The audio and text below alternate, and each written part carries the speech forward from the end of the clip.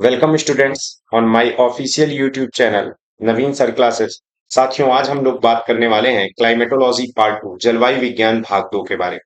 साथियों, आज की क्लास में हम लोग डिस्कस करने वाले हैं एटमॉस्फेरिक लेयर, वायुमंडलीय परतें। पिछले वीडियो में दो वीडियोस आपकी प्लेलिस्ट बना दी गई है, उस प्लेलिस्ट में सारे के सारे पड़े हुए हैं। पहले वीडियो में मैंने सिलेबस डिस्कस किया था, दूसरे वीडियो में मैंने कुछ एटमॉस्फेरिक इवेंट जैसे green house effect, global warming वगैरह या एटमॉस्फेरिक कंपोजिशन और ओजोन डिप्लीशन के बारे में बात की। एक फैक्ट, थोड़ा सा मिस्टेक, ह्यूमन एरर हो गया था उसमें। ओजोन डिप्लीशन में जो मैं बता रहा था, ओजोन स्ट्रेटोस्फियर में कहां से कहां तक पाई जाती है, तो बेटा इसको याद रख लीजिएगा। 15 से 35 किलोमीटर, मैंने शायद 30 से 50 बोल दिया है। इस चीज को थोड़ा सा गौर करिएगा।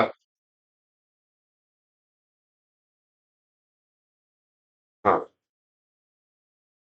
15 से 30 किलोमीटर, 15 to 30, या इसको 35 कर लीजिए। तो जितने मतलब कई किताबों में 15 से 35 दिया है, कई किताबों में 25 से 35 दिया है। तो ये चीजें कंफर्म हो जाएंगी 15 से 35 के बीच में ही, यानी कि लोअर स्ट्रेटोस्फियर, निचले क्षोभ मंडल में ही पाई जाती है। आज अभी इसकी बात भी हम करेंगे। तो चलते हैं, समय को ना गंवाते हुए आगे बढ़ते हैं। साथियों, वायुमंडलीय परतें, एटमॉस्फेरिक लेयर की अगर बात करें तो ये बनी क्यों है, एटमॉस्फेरिक लेयर क्यों बनी है। कभी आपने दूध को मथनी से मथा हुआ देखे होंगे, तो दूध से क्रीम अलग हो जाती है। यानी कि इसमें एक पोर्शन काम करता है, फिजिक्स का एक फिनोमिना है जिसका नाम है सेंट्रीफ्यूगेलिटी। यानी कि एक तरीके से जब किसी चीज को वृत्ताकार पथ पर घुमाया जाता है, तो उसमें डेंसिटी के आधार पर मॉलिक्यूल में डिफरेंस आने लगते हैं। यानी कि हमारी पृथ्वी एक हम्म हमारी पृथ्वी जो है, सॉरी, जाहिर सी बात है अपने एक्सिस पर यार घूम रही है, इतना तो पता होगा। हमारी पृथ्वी अपने एक्सिस पर, हम्म, हमारी जो पृथ्वी है वो एक्सिस पर अपने घूम रही है वेस्ट टू ईस्ट। जाहिर सी बात है जब हमारी पृथ्वी वेस्ट से ईस्ट की ओर मूव करेगी, तो इसके चारों ओर जो एटमॉस्फेयर है वो भी वेस्ट से ईस्ट की ओर मूव करना चालू कर देगी। ध्रुवों पर स्पीड कम होती है, तो जाहिर सी बात है कम तेजी से घूमेंगे। इक्वेटोरियल जो जोन है, भूमध्य रेखीय जो क्षेत्र है साहब, यहां पर स्पीड ज्यादा होती है, इसलिए यहां हवाएं तेज घूमेंगी। ठीक है। तो जाहिर सी बात है हमारी जब पृथ्वी पश्चिम से पूरब घूमती है तो हमारे एटमॉस्फेयर को सर्कुलर रोटेशन कराती है, वृत्ताकार पथ पर घुमाती है। और जब वृत्ताकार पथ पर हमारा वायु पूरा का पूरा जो वायुमंडल घूमता है, तो इसमें कई लेयर्स बनने लगते हैं। सबसे नीचे वाला लेयर ट्रोपोस्फियर, जिसकी डेंसिटी सबसे ज्यादा होती है। उसके बाद स्ट्रेटोस्फियर, जिसकी उससे कम होती है। मीजोस्फियर उससे कम होती है। थर्मोस्फियर उससे कम होती है। एक्सोस्फियर उससे कम। यानी कि इसका मेन बनने का जो प्रमुख कारण है, जब हम बांटते हैं एटमॉस्फेयर मतलब वायुमंडलीय परतों को दो भागों में, तो जब हम कहते हैं on the basis of the temperature, तो साथियों ये जो बटा हुआ है टेम्परेचर के बेस पर, ये डेंसिटी के बेस पर भी बटा हुआ है। सबसे नीचे ट्रोपोस्फियर की डेंसिटी सबसे ज्यादा, स्ट्रेटोस्फियर की उससे कम, मीजोस्फियर सबसे कम, एक्सोस्फियर की होती है। जब हम on the basis of temperature कहते हैं साथियों, तो इसमें हम देखते हैं कौन कौन सी लेयर हैं। सबसे नीचे है क्षोभ मंडल, उसके ऊपर है मध्य मंडल, सॉरी, समताप मंडल,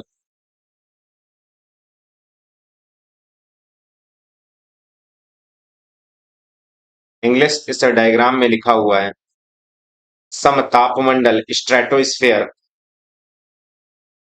फिर साथियों है मध्य मंडल, फिर आयन मंडल, और फिर हम वायुमंडल कहते हैं इसको। और इनको मिला दिया जाए तो साथियों ये थर्मोस्फेयर के नाम से जाना जाता है। थर्मोस्फेयर यानी कि ये ताप मंडल कहलाता है। तो क्वेश्चन ऐसे बन जाते हैं कि तापमंडल किसे कहते हैं, यानी कि एक्सोस्फीयर, थर्मोस्फीयर, इस डायग्राम में थोड़ा सही नहीं दिया है, ये आयनोस्फीयर है, और आयनोस्फीयर एक्सोस्फीयर को मिला दोगे तो ये बन जाता है थर्मोस्फीयर। मैं यहां जूम करके चीजों को दिखा दे रहा हूं, जैसे कि ये दिया है क्षोभ मंडल, समताप मंडल, मध्य मंडल, आयन मंडल और वाह्य मंडल। समझ रहे हैं? क्षोभ, समताप, मध्य मंडल, आयन मंडल, वाह्य मंडल। थर्मोस्फीयर वायुमंडल आयन मंडल को कहते हैं क्योंकि जैसे जैसे हम वायुमंडल में ऊपर जाते हैं टेम्परेचर तेजी से बढ़ने लगता है। इसका कारण है सूर्य की नजदीकता बढ़ने लगती है। ये बात क्लियर है? तो साथियों यहां तक तो क्लियर है कि जब हम टेम्परेचर के बेस पर बांटते हैं तो सबसे नीचे क्षोभ मंडल। अब आप कहोगे सर टेम्परेचर के बेस पर बांटे तो क्षोभ मंडल में सबसे क्या कम तापमान होता है क्या? नहीं यार, क्षोभ मंडल में जैसे जैसे तुम ऊपर की ओर जाते हो 165 मीटर पर 1 डिग्री सेल्सियस के तापमान में गिरावट आती है। मतलब तापमान गिरता तो है लेकिन बहुत तेजी से गिरता नहीं है, बहुत तेजी से नहीं गिरता है। 165 मीटर पर 1 डिग्री सेल्सियस टेम्परेचर में गिरावट आती है, या 1 किलोमीटर, ये मैंने पिछली क्लास में भी जिक्र आपसे किया था कि 1 किलोमीटर आप जाओगे तो 6.5 डिग्री सेल्सियस में तापमान में गिरावट आएगी। ये हमने बताया। समतापमंडल में लगभग टेम्परेचर एक जैसा होता है, एक जैसा, हाँ थोड़ा बहुत बढ़ता है क्योंकि ओजोन परत बनती है। मीजोस्फीयर की बात करें तो साहब टेम्परेचर बहुत तेजी से गिरता है, इसका कारण मैं बताऊंगा। साहब इसका टेम्परेचर मीजोपॉज, जो मध्यमंडल की ऊपरी सीमा है, मीजोपॉज का टेम्परेचर -100 डिग्री सेल्सियस पहुंच जाता है। क्यों? क्योंकि ये बीच में है। बीच में है तो उससे क्या हम समझेंगे कैसे क्यों होता है ऐसा। जब हम आयन मंडल वायुमंडल में पहुंच जाते हैं तो आयन मंडल जानते हो एक तरीके से जो पदार्थ की 5 अवस्थाएं बताई जाती हैं, मैटर की 5 फेजेस बताए जाते हैं: ठोस, द्रव, gas, solid, liquid, gas, Bose Einstein condensate and plasma. तो ये साहब आयन मंडल प्लाज्मा स्टेज में होता है। जैसे ट्यूबलाइट में जो गैसेस होती हैं प्लाज्मा स्टेज, आयनिक फॉर्म में होती हैं, तो वो प्लाज्मा स्टेज में होता है वायुमंडल। तो ये धीरे धीरे अंतरिक्ष में सोलर सिस्टम में विलीन हो जाता है। तो यहां पर मैं एक और चीज डायग्राम लाया हूंगा, यहां पर देख सकते हैं आप। ये देखिए, जैसे जैसे जा रहे हैं हम ट्रोपोस्फियर में, यहां लिखा हुआ है ट्रोपोस्फियर साहब, यानी कि क्षोभ मंडल, जैसे जैसे जा रहे हैं टेम्परेचर में गिरावट दर्ज की जा रही है। स्ट्रेटोस्फियर में देखो कुछ समय तक तो स्थिर बना रहा लेकिन उसके बाद धीरे धीरे बढ़ना चालू हो गया। ये ओजोन लेयर फॉर्मेशन के कारण साथियों होता है, क्योंकि एक्सोथर्मिक रिएक्शंस होती हैं, यानी कि एक तरीके से उष्माक्षेपी अभिक्रिया होती है। और जैसे ही साहब मीजोस्फीयर में गए बहुत तेजी से टेम्परेचर देखो गिर रहा है, क्षोभ मंडल से भी ज्यादा तेजी से गिर रहा है, -100 के आसपास पहुंच गया, या -80 के आसपास, हाँ ये इतना पहुंच गया।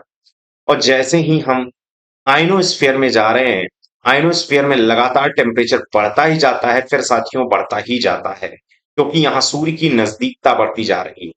ये बात समझ में आया? यहाँ कौन कौन सी घटनाएं होती हैं, क्या होती हैं, इन सब की जिक्र हम इस वीडियो में करने वाले हैं। तो यहां पर तो आपने समझ लिया on the basis of the temperature. आपसे पूछा जाए क्या टेम्परेचर कारण है क्या बनने का? नहीं, कारण नहीं है बनने का। इसका कारण है सेंट्रीफ्यूगैलिटी। जो लेयर्स बनी है सेंट्रीफ्यूगैलिटी, यानी कि जब किसी भी वस्तु को एक वृत्ताकार पथ पर घुमाया जाएगा, जैसे हमारी पृथ्वी घूम रही है ना, तो हमारी पृथ्वी में भी तो क्रस्ट मेंटल कोर, ये लेयर्स बने हुए हैं, और कोर सबसे ज्यादा डेंस है। अरे भैया, अर्थ हमारी है तो सबसे अंदर कोर वाली परत है, उसके ऊपर मेंटल वाली परत है, उसके ऊपर क्रस्ट। तो सबसे ज्यादा जो डेंस है D3 है, उसके बाद जो डेंस है D2 है, और सबसे कम डेंस है D1 है। क्रस्ट मेंटल कोर, इसका भी बनने का कारण सेंट्रीफ्यूगलिटी है, अपकेंद्रिता है। यानी कि जब हमारी पृथ्वी घूमेगी तो उस पे सेंट्रीफ्यूगल सेंट्रीपिटल फोर्स लगते हैं। सेंट्रीपिटल फोर्स भारी मॉलिक्यूल को अंदर की ओर खींचता है, और सेंट्रीफ्यूगल फोर्स हल्के मॉलिक्यूल को बाहर की तरफ खींचता है। हिंदी में सुन लीजिए, जब कोई वस्तु को वृत्ताकार पथ पर घुमाया जाता है तो जो भारी कण होते हैं उसको अधिकेंद्रीय बल खींचता है, और जो हल्के कण होते हैं अपकेंद्र बल उनको खींचता है। ठीक है, तो ये सेंट्रीफ्यूगैलिटी मेन इसका कारण है बनने का। अब on the basis of gaseous composition, साथियों ये बड़ा ध्यान से देखिएगा, ये आजकल एग्जाम में आपसे पूछा जा सकता है। तो हमारी जैसे कि अर्थ है, इस अर्थ पे पहली जो लेयर है साहब, उसे हम कहते हैं होमोस्फेयर। होमोस्फेयर, हाँ, होमोस्फेयर कहते हैं साहब। इसे हम कहते हैं हिंदी में सममंडल। अच्छा, क्यों सर सममंडल क्यों कहते हैं? अरे तुमने ये सुना होगा, हम लोग के जो दांत होते हैं वो होमोडोंट होते, एक जैसे। तो साहब यहाँ गैसों का अगर रेशियो देखोगे, 90 किलोमीटर तक गैसों का अगर रेशियो देखोगे तो एक जैसा है, इसमें बदलाव नहीं है। जैसे मान लो nitrogen oxygen helium, nitrogen oxygen argon CO2 का अनुपात मान लीजिए 3:2:1 है, मान लो ऐसे है नहीं ऐसा, 3:2:1 है। ठीक है, तो ये यार हर जगह जहां 90 किलोमीटर ऊंचाई तक देखोगे ना, हर जगह एक जैसा है, इसीलिए इसे होमोस्फियर नाम दिया जाता है साथियों। जैसे ही 90 से आप ऊपर बढ़ते हो 10,000 किलोमीटर की ऊंचाई पर साहब, 10,000 किलोमीटर की ऊंचाई पर, तो गैसों का रेशियो अलग अलग होने लगता है, अलग अलग होने लगता है। कैसे? सबसे नीचे पता लगा नाइट्रोजन लेयर पा रही है, उसके ऊपर ऑक्सीजन लेयर पाई जा रही है, उसके ऊपर हीलियम लेयर पाई जा रही है और सबसे ऊपर हाइड्रोजन लेयर पाई जा रही है। नाइट्रोजन सबसे नीचे, ऑक्सीजन, फिर हीलियम, फिर हाइड्रोजन लेयर्स पाई जा रही है। जैसे अगर नाइट्रोजन की बात किया जाए तो साहब 90 से 200 किलोमीटर के बीच में है। अगर साहब ऑक्सीजन की बात किया जाए तो 200 से 1100 किलोमीटर की ऊंचाई पर है। 1100 किलोमीटर की ऊंचाई पर, परेशान ना होइए, मैं अभी जूम कर दूंगा तो सारी चीजें आपको दिखाई देंगी। ठीक है, अगर हम हीलियम की बात करेंगे तो 1100 से 3500 या 1100 से 3500 किलोमीटर, और साहब 4000 से या 3500 से ऊपर 10,000 तक हाइड्रोजन लेयर है। इसीलिए तो कहते हैं हमारे यूनिवर्स में सबसे ज्यादा हाइड्रोजन है। अब यहां मैं जूम करके दिखा दे रहा हूं ताकि आपको क्लियर रहे। ये हमारी जो अर्थ है ना, अर्थ के चारों ओर ऊपर होमोस्फेयर है, और साहब इससे ऊपर जाओगे 90 से 10,000 किलोमीटर की ऊंचाई जो है साहब, ये हेट्रोस्फीयर यानी कि विषम मंडल कहलाता है। अभी मैं लिख दूंगा, लिखा नहीं हूं, विषम मंडल कहलाता है। नाइट्रोजन ऑक्सीजन हीलियम हाइड्रोजन, यहाँ 90 से 200 किलोमीटर तक नाइट्रोजन है, ऑक्सीजन 200 से 1100 किलोमीटर है, और ये हीलियम इतना है, और हाइड्रोजन इससे ऊपर 4000 किलोमीटर से ऊंचाई पर ये। साहब इसका नाम क्या है? इसका नाम साहब विषम मंडल है, विषम मंडल। साहब इसका नाम है हेट्रोस्फीयर।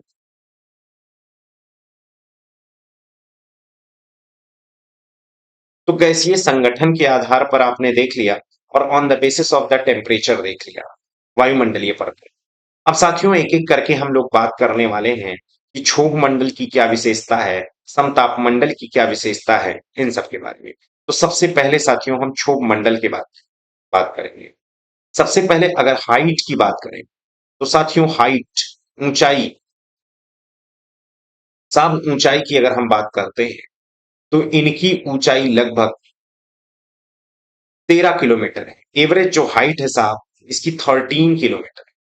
अब आप कहोगे सर 13 किलोमीटर को समझ में नहीं आया। तो देखो साहब, एवरेज हाइट 13 किलोमीटर, यहां पर एक चीज गौर करिए। जैसे हमारी अर्थ है ना, हमारी अर्थ में यहाँ जो टेम्परेचर है बहुत ठंडा है, यहाँ टेम्परेचर बहुत ठंडा है, जबकि ट्रॉपिक ऑफ कैंसर यानी कि कर्क से लेकर ट्रॉपिक ऑफ कैप्रिकॉन यानी कि मकर तक, जिनको अभी कर्क मकर नहीं पता है घबराइए नहीं, ये सारी चीजें बताएंगे। फिलहाल ये जो पोर्शन है ये बहुत तेजी से यार गर्म होता है, और जब गर्म होगा तो यहाँ एटमॉस्फेयर में गर्मी उत्पन्न होगी, यहाँ की हवाएं गर्म होकर ऊपर उठने लगेंगी, और साहब अगर ऊपर उठने लगी तो जाहिर सी बात है ये लेयर्स को भी ऊपर उठा दें। ऊपर से पोलर रीजन ये है, यहां पर जो टेम्परेचर है बड़ा ठंडा टेम्परेचर है। टेम्परेचर ठंडा होने के कारण हवा सिंक करने लगती है साहब, हवा नीचे बैठने लगती है, एटमॉस्फेयर की हवा नीचे बैठने लगती है। ऐसे में साहब होता क्या है, ऐसे में ये होता है कि जो हमारा क्षोभ मंडल है यहाँ नीचे की ओर हवाओं के द्वारा झुक जाता है, और यहाँ बढ़ जाता है, यहाँ नीचे की ओर झुक जाता है और यहाँ पर फिर बढ़ने लगता है। ये बात क्लियर? ये बढ़ने, तो साहब यहाँ पर देखिए ना, ये वाला जो पोर्शन है, कर्क रेखा यही है, मकर रेखा ये, साथियों ये काल्पनिक रेखाएं हैं, लेकिन सन की किरणें बड़ी तेजी से यहां पर पड़ती हैं, डायरेक्ट पड़ती हैं। यही कारण है ये बहुत तेजी से साहब गर्म होता है, ये हवाओं को तुरंत ऊपर फेंकता है। हवा यदि ऊपर फेंकी गई तो जाहिर सी बात है, यहां पर साहब हाइट जो आ जाती है, इक्वेटर पर 18 किलोमीटर आ जाती है और यहां पर हाइट 8 किलोमीटर आती है। समझ रहे हैं? ये 8 किलोमीटर है साथियों, ये 18 किलोमीटर है। तो 18 प्लस 8 बराबर 26/2, यानी कि 13 किलोमीटर एवरेज निकल के आया कि नहीं? तो साहब पोल्स पर हाइट कितनी है? पोल्स पर हाइट कितनी है? 8। और इक्वेटोरियल जोन पर कितनी है? 18। ये चीज ध्यान में रखो। औसत ऊंचाई कितनी है? 13 किलोमीटर। ये बात क्लियर हो गई? दूसरा, ये हमने बात किया। अब आगे बात करते हैं, ये तो हाइट के बारे में बात कर ली, ऊंचाई के बारे में। साथियों दूसरी क्या खासियत है? साहब ये जो हमारा ट्रोपोस्फियर है, इसे संवहन मंडल के नाम से जानते हैं। अच्छा एक और चीज, यहां तो आपने हाइट देख लिया। अच्छा कुछ एक और चीज गौर करिएगा, ये फिजिक्स से थोड़ा सा रिलेटेड है। जो बच्चे थोड़ा सा फिजिक्स बैकग्राउंड से होंगे, बड़ा अच्छा आसानी से समझ में आएगा। नहीं अगर हैं तो कोई बात नहीं, आपको नहीं समझ में आ रहा है तो ये वाला पोर्शन तो समझ में आ रहा है ना। यहां पर आप देखिए साहब, ये R1 है और ये साहब R2, और आप जानते हैं R1 is less than R2 होता है। और स्मॉल जी की जो वैल्यू होती है, कैपिटल GME अपॉन R² होता है। यही तो होता है। जी का मतलब यार गुरुत्वीय त्वरण होता है, ग्रेविटी ड्यू टू एसिलेरेशन। और किसी वस्तु का भार भी M और G से ही डिनोट करते हैं, द्रव्यमान गुणे त्वरण से। समझ रहे? नहीं समझ में आए तो आप इसे इग्नोर कर सकते हो, मैं फिजिक्स वालों के लिए बता रहा हूं। तो जी का मतलब कितनी तेजी से पृथ्वी अपनी ओर उस वस्तु को खींच रही है। जितना ज्यादा होगा स्मॉल जी, उतना ही ज्यादा वो वस्तु अपनी ओर, उतने ही ज्यादा कोई पृथ्वी किसी वस्तु को अपनी ओर खींचेगी। जहां पर कम होगा जी, वहां पर कम, मतलब उतनी कम ही अट्रैक्शन फोर्स से खींचेगी। तो साहब ये बताओ, जीवन ज्यादा है कि G2 ज्यादा है? यानी कि यहां पर जी की वैल्यू ज्यादा है कि यहां पर जी की वैल्यू ज्यादा है? तो आप कहोगे सर ये जीवन, जहां आर कम होगा वहां जी ज्यादा, क्योंकि इनवर्सली प्रोपोर्शनल का समझ में आ रहा है। बिल्कुल ठीक समझे। यानी कि यहाँ R1 कम है, यहाँ जी की वैल्यू ज्यादा, जीवन की वैल्यू ज्यादा होगी, G2 की वैल्यू कम होगी। साथियों अगर जीवन की वैल्यू ज्यादा होगी, ये ज्यादा होगा, तो देख यहां पर भी तो हाइट एक तरीके से 8 किलोमीटर है, इसीलिए तो यहाँ 8 ही किलोमीटर हाइट है। क्षोभमंडल यहाँ अपनी ओर खिंचाव बल लग रहा है, ये देखिए ना। मैं हाइलाइटर यूज करूं तो शायद ज्यादा बेटर आए। हाँ ये देखिए आप, 8 किलोमीटर तो यहाँ है और यहां साहब G2 कम है, इसलिए यहां हाइट 18 किलोमीटर चली गई। अगर ये अट्रैक्शन फोर्स इतना ज्यादा होता तो अपनी ओर खींचती नहीं। तो एक ग्रेविटी एक्सीलरेशन जो होता है, इसमें भी डिफरेंस है, इसलिए भी ऐसा होता है कि हाइट में वेरिएशन देखने को मिल जाते हैं। उम्मीद है आपको बहुत बेहतर ढंग से ये चीज समझ में आ गई हो। आपको पूरी तरीके से पीडीएफ में ये सारी चीजें मिल जाएंगी, इसमें आप परेशान ना होइएगा। ठीक है? तो R1 की वैल्यू कहां ज्यादा, R2 की वैल्यू कहां कम? R2 जहां साहब ज्यादा, वहां पर आर वहां जीवन की वैल्यू ज्यादा हो जाएगी। जहां आर की वैल्यू कम होगी वहां जी की वैल्यू ज्यादा, जहां आर ज्यादा वहां जी वैल्यू कम या ज्यादा होती रहेगी। मतलब एक तरीके से इसका इनवर्सली प्रोपोर्शनल साइन है, जहां आर कम वहां जी ज्यादा, जहां आर ज्यादा वहां जी कम। ठीक है? उम्मीद है ये चीज आपको समझ में आई होगी। नहीं समझ में आई तो जो आर्ट स्टूडेंट्स हैं, आर्ट साइड के स्टूडेंट्स हैं, वो ये चीज तो समझ ही रहे होंगे, ये चीज ना समझ पा रहे हैं। हालांकि ये कोई बहुत कठिन, इसमें कोई रॉकेट साइंस नहीं। तो ये बात आपको समझ में आ गई। अब साहब हमारा जो क्षोभ मंडल है ना, उसे हम एक और नाम से जानते हैं साहब, उसे हम कहते हैं संवहन मंडल। मतलब सर इंग्लिश में, हाँ, संवहन मंडल को हम साहब कहते हैं कन्वेक्शनल स्फीयर।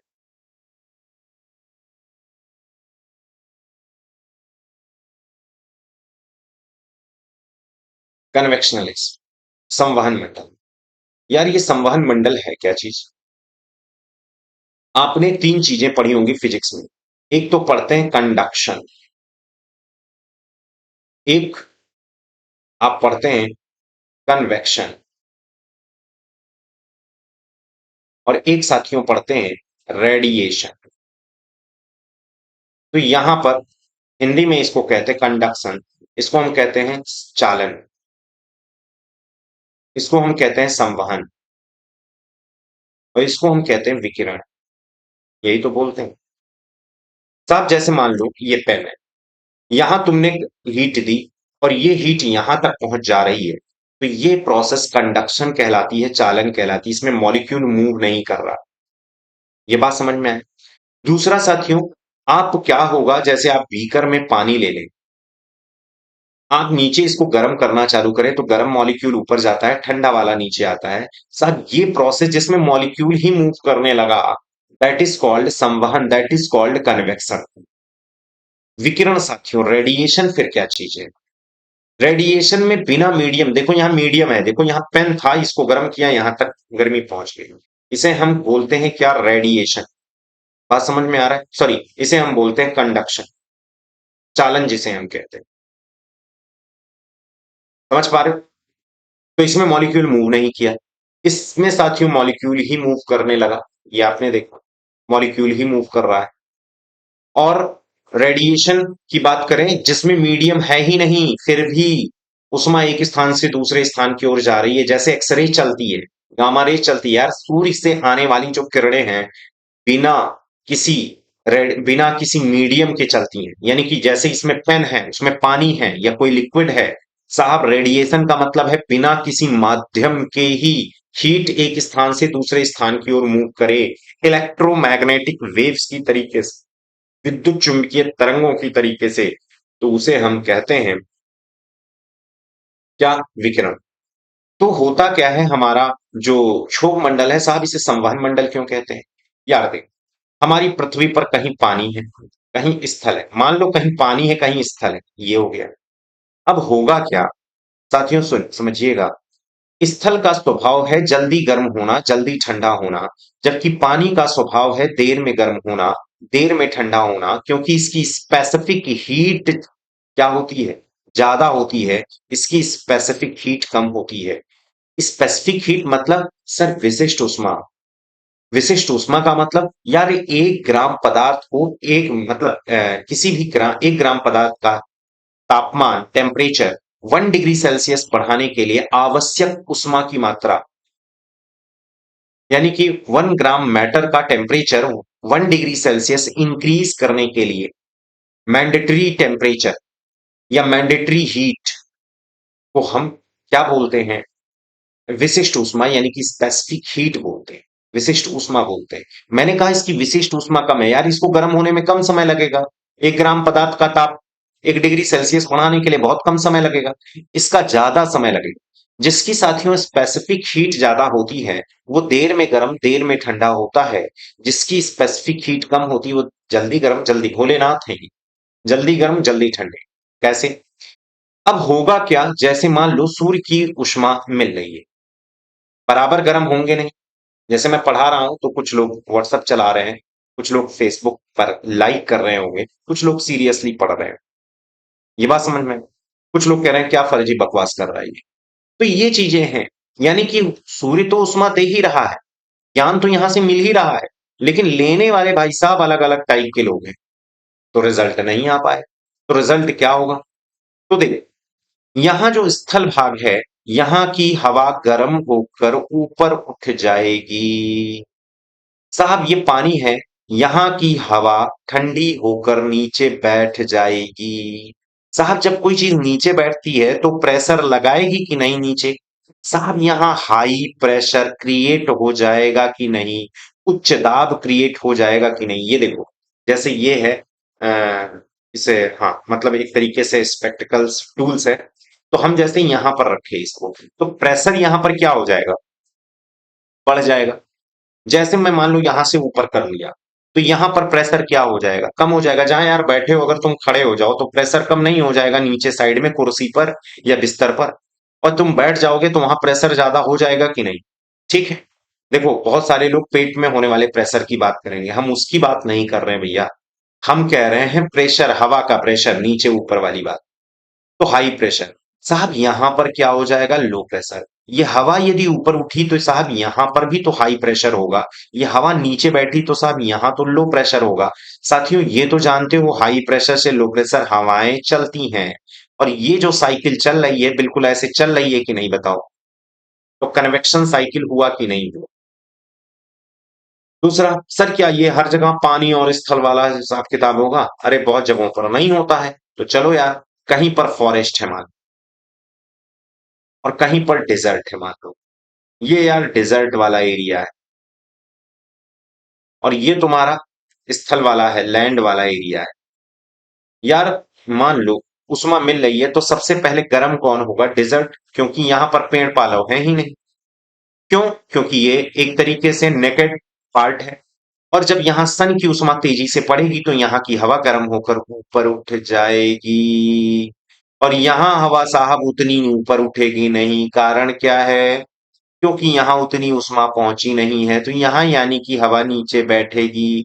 नीचे बैठने वाली हवा हाई प्रेशर लगाएगी, और यहाँ लो प्रेशर साहब ये इधर आ जाएगा कि नहीं? ठीक है, हवा जिधर गई है यहाँ हाई प्रेशर और यहाँ लो प्रेशर, तो ये इधर आ जाएगा कि नहीं? ये भी तो कन्वेक्शन साइकिल है यार। समझ रहे हैं कि नहीं? तो यानी कि लैंड डेजर्ट ऐसे वैली में भी होता है। कहीं माउंटेन है तो वो जल्दी गर्म होते हैं, कहीं वैली है, माउंटेन के बगल में वैली होगी, वो ठंडा होगा। तो इसका कारण क्या है? संवहन मंडल यार, हमारी जो अर्थ की सरफेस है वो एक जैसी नहीं है, अलग अलग है। ऐसे में कोई पार्ट जल्दी गर्म होता है, कोई पार्ट जल्दी ठंडा होता है। ऐसे में जहां गर्मी होती है वहां हवा ऊपर उठ जाती है, और जहां ठंडी होती है वहां हवा नीचे बैठ जाती है। प्रेशर ग्रेडियंट डेवलप कर जाता है। प्रेशर ग्रेडियंट यानी कि दाब प्रवणता क्रिएट हो जाता है, और ऐसे में हवा चलने लगती है। बात समझ में आया? तो हम इसे संवहन मंडल भी कहते हैं, कन्वेक्शनल स्फीयर भी कहते हैं इसको। समझ गए? दूसरा साथियों, टेम्परेचर लैप्स रेट की बात करें, तो टेम्परेचर लैप्स रेट, तापमान अवनमन की दर की बात करें, तो ये तो आप जानते हो, जैसे जैसे एटमॉस्फेयर में आप ऊपर की ओर जाओगे टेम्परेचर कम होगा। इसका मेन कारण है डेंसिटी कम होती है। मतलब यार देखो, हमारी जो अर्थ है ना, उसके ऊपर एटमॉस्फेयर है। ये जो एटमॉस्फेयर है ये डेंस कम होता जा रहा है ऊपर की ओर। यहाँ सबसे ज्यादा मॉलिक्यूल है। और हमारा वायुमंडल आगे चल के हीट बजट में हम पढ़ाएंगे, हमारा जो एटमॉस्फेयर है ना, वो आने वाली उष्मा से उतना गर्म नहीं होता जितना जाने वाली से गर्म होता है। अब थोड़ा सा टेक्निकल टर्म में बताइए। तो टेक्निकल टर्म में बेटा ये है कि हमारी जो पृथ्वी का वायुमंडल है वो सोलर रेडिएशन से जितना गर्म होता है उतना टेरेस्ट्रियल रेडिएशन से गर्म नहीं होता। ये ध्यान में रखना। तब थोड़ा सा समझा दीजिए। देखो बेटा, हमारी पृथ्वी से जब सूर्य से उष्मा आती है तो हमारी एटमॉस्फेयर उतना गर्म नहीं होता है जितना इससे लौट कर जाने वाली से गर्म होता है। साहब जो लौट के जा रही है इसको हम बोलते हैं टेरेस्ट्रियल रेडिएशन। साहब इसे कहते हैं पार्थिव विकिरण। क्या बोलते हैं? पार्थिव विकिरण, टेरेस्ट्रियल रेडिएशन। और साहब जो आ रही है सूर्य से इसे सोलर रेडिएशन कहते हैं। जो उष्मा आ रही है साहब इसकी एनर्जी ज्यादा है। एनर्जी ज्यादा है तो सब वेवलेंथ तो कम होगी, हाँ बिल्कुल कम होगी यार। और जो जा रही है इसकी वेवलेंथ ज्यादा होगी, क्योंकि ये टकराकर कुछ उष्मा तो क्षय कर दी यहां पर। अब जो उष्मा जा रही है इसके पास उतनी एनर्जी नहीं रहती, तो एनर्जी नहीं है तो इसकी वेवलेंथ ज्यादा होगी। बिल्कुल ज्यादा है। तो यानी कि सर इसको इस तरह से दिखा सकते हैं क्या? देखो, आने वाली की वेवलेंथ ये, जाने वाली का वेवलेंथ ये। अब देख रहे हो इसके स्ट्रिंग और स्ट्रिंग के बीच की दूरी, वेवलेंथ ज्यादा हो गई। वेवलेंथ ज्यादा का मतलब एनर्जी कम है, और आने वाली का वेवलेंथ कम है।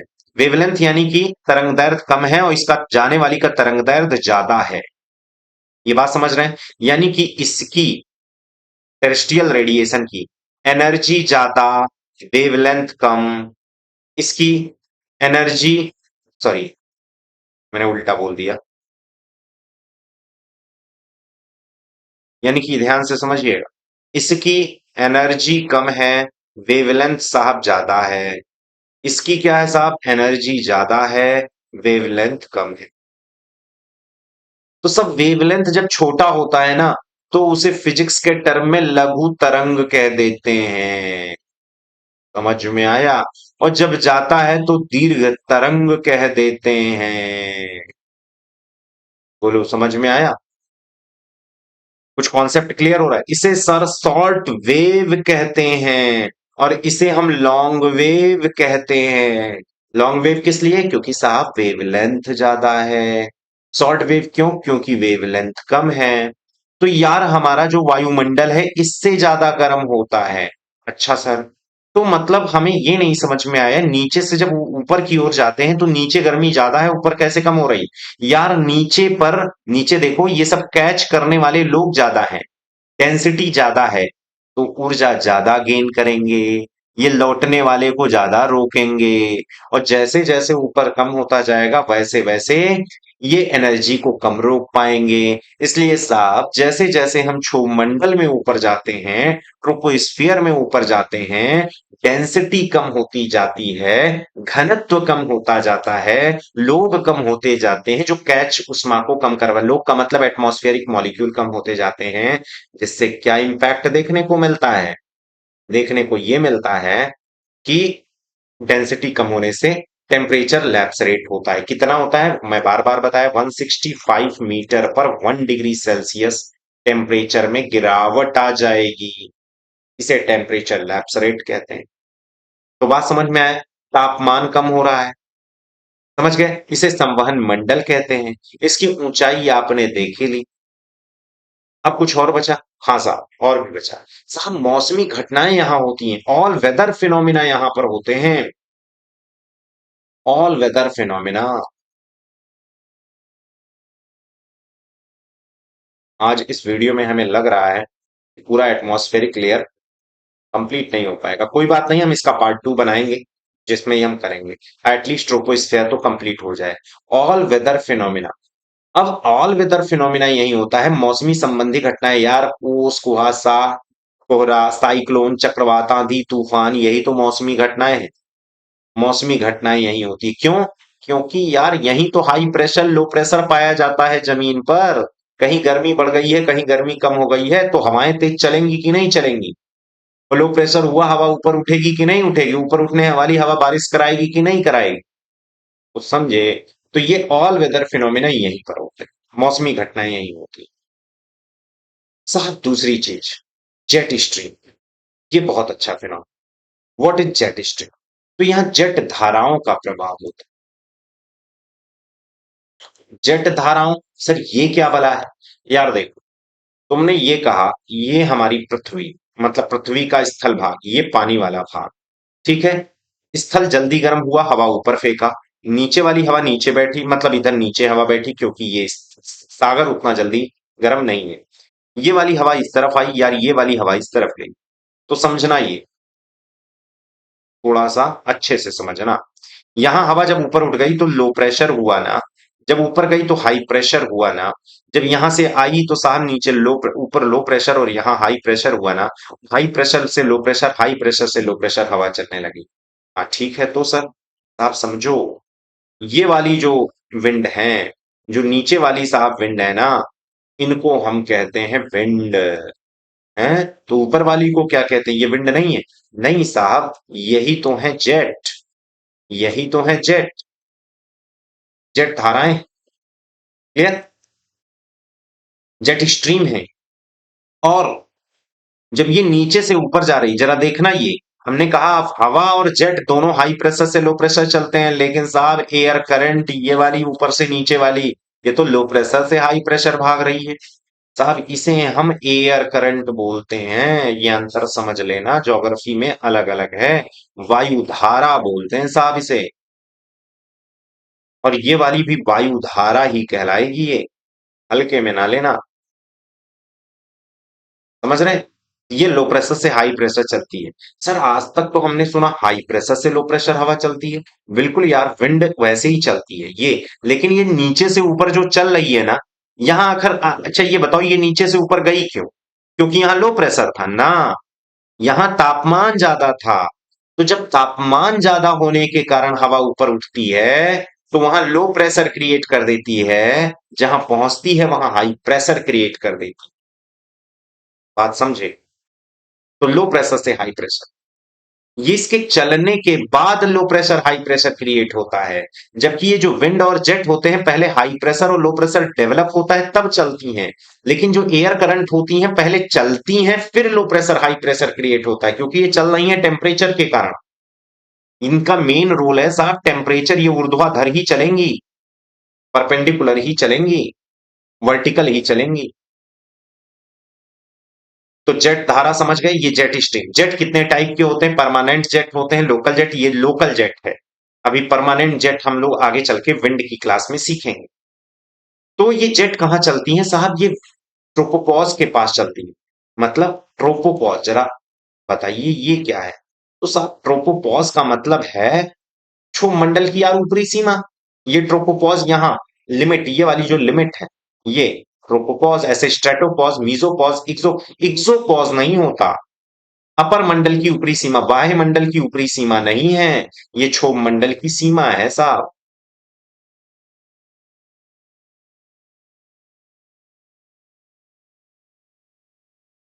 तो उम्मीद है आपको आज ट्रोपोस्फियर की हाइट, इससे संबंधित फिनोमिना अच्छे से समझ में आए। ये चीज है। तो ये हम पार्ट वन बना दिए हैं आपका। एटमॉस्फेरिक लेयर सारी कंप्लीट नहीं, फिर इसमें लगभग 1 घंटे की क्लास चाहिए। उतना बेटा हमारे पास समय नहीं है, क्योंकि हमको भी क्लासें लेनी होती हैं, लगातार क्लासें रहती हैं, 6-7 घंटे क्लासें रहती हैं। अलग अलग जगहों पर सिविल की क्लास, कहीं डिफेंस की क्लास, तो कहीं आरओ की क्लास रहती है हमारी। तो ऐसे में हमारे पास समय नहीं रह पाता, लेकिन मैं फिर भी प्रयास करता हूं कि चीजें आप तक पहुंच जाएं। ठीक है। तो उम्मीद है आपको अच्छे से समझ में आया कि भाई हाइट कैसे बदलती है, क्या है। और आज हम लोग एटमॉस्फेरिक, मैंने सोचा था कंप्लीट कर दें, लेकिन एटमॉस्फेरिक लेयर का पार्ट टू ही कंप्लीट हो पा रहा है। आगे atmospheric part two, atmospheric layer part two हम लेकर आएंगे, क्लास 4 होगी वो। और ऐसे ही क्लासें चलेंगी। हमारा प्रयास है बाइलिंगुअल दोनों भाषाओं में आपको प्रोवाइड कराना, और जल्द ही हम आपको पीडीएफ देने की व्यवस्था करेंगे। तो क्लास आज के लिए इतना ही। जय हिंद।